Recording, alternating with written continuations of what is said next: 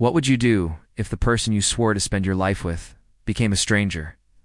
Their every touch a lie, their every smile a betrayal.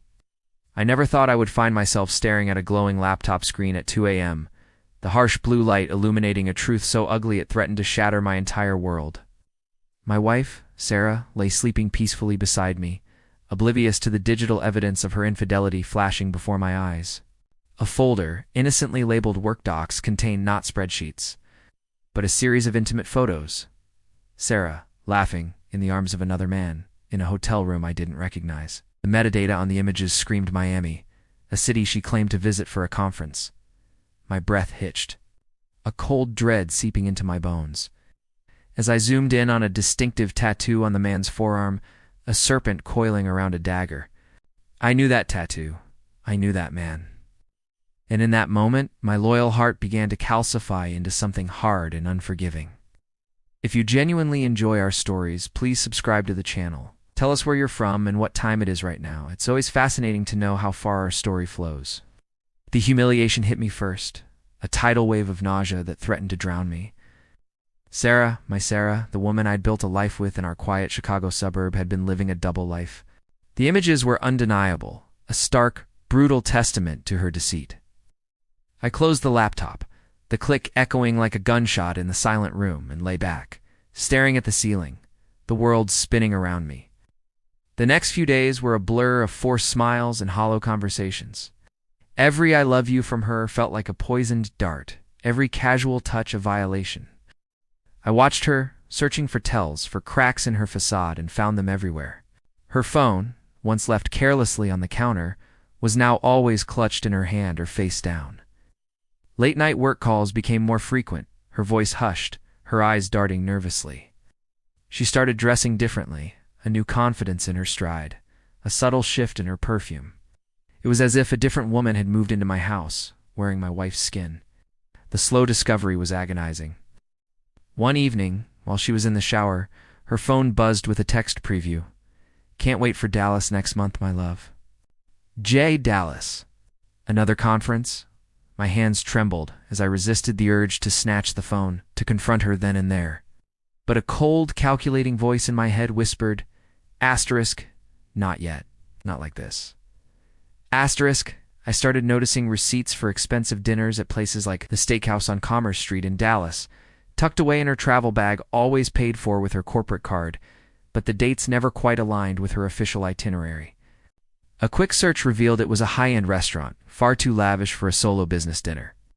I found a small, ornate hotel keycard in her purse, emblazoned with the logo of the Grand Hyatt Dallas, a place she never mentioned staying.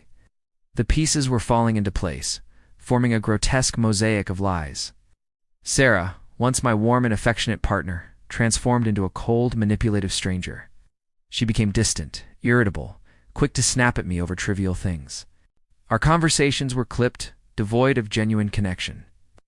When I tried to initiate intimacy, she would feign headaches or exhaustion, her excuses growing increasingly transparent. She started subtly gaslighting me, twisting my words, making me doubt my own perceptions. "You're being paranoid, Mark," she'd say, her eyes devoid of warmth. "It's just stress from work."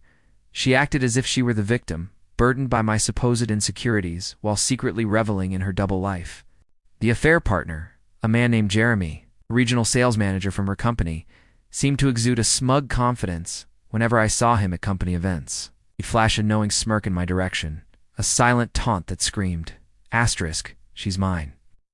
Asterisk, they felt untouchable, protected by their corporate roles and my perceived ignorance. I hit rock bottom one rainy Tuesday night. I sat alone in our living room, the silence deafening, a half-eaten dinner growing cold on the coffee table. The weight of her betrayal, the sheer audacity of her lies, crushed me. I felt hollowed out, a ghost in my own home. Tears streamed down my face, hot and bitter, for the man I once was, for the future I thought we had. But amidst the despair, a flicker of something else ignited, a cold, hard resolve. I wouldn't just survive this, I would make sure she regretted every single lie. My revenge began quietly, meticulously.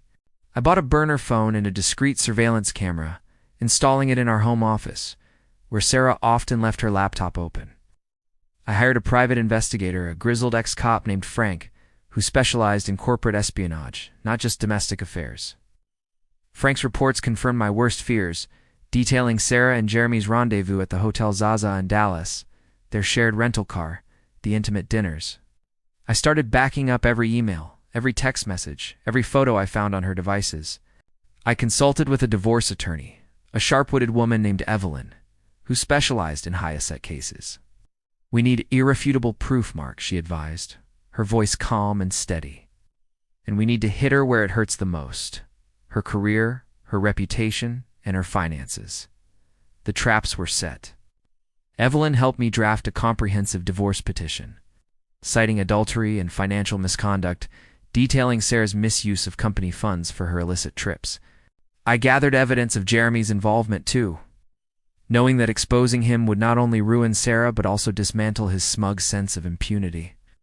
I created an anonymous email account and began sending carefully curated snippets of information, blurred photos, hotel receipts, flight manifests, 2 key executives at Sarah's company, hinting at a serious breach of corporate ethics.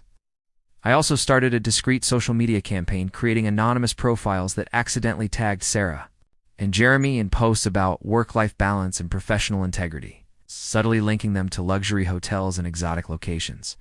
The public exposure was swift and brutal. The divorce papers were served at Sarah's office, a public spectacle that sent shockwaves through her department. Simultaneously, the anonymous emails and social media posts gained traction, fueled by office gossip and the undeniable evidence. An internal investigation was launched at her company, spearheaded by a no-nonsense HR director. The evidence I had meticulously collected, combined with Frank's detailed reports, painted a damning picture. Sarah was confronted with the hidden photos, the hotel receipts, the text messages. She tried to deny, to deflect, to manipulate, but there was nowhere left to hide. Jeremy, faced with the prospect of losing his career and reputation, crumbled under pressure, confessing everything in exchange for a lighter penalty. Sarah was completely ruined. She was fired from her high-paying job, her career in corporate finance obliterated. The divorce settlement, based on the irrefutable evidence of her adultery and financial impropriety, left her with almost nothing. Her social circle, once vibrant and admiring, evaporated overnight, replaced by whispers and judgment. Her parents, once proud of their successful daughter, were ashamed and distant. I saw her once, months later, walking down Michigan Avenue in Chicago, her shoulders slumped, her eyes hollow. She looked like a ghost, a shadow of the arrogant, selfish woman she had become. She didn't see me, and I didn't acknowledge her. There was nothing left to say. The silence that followed was the heaviest sound I had ever known. The end.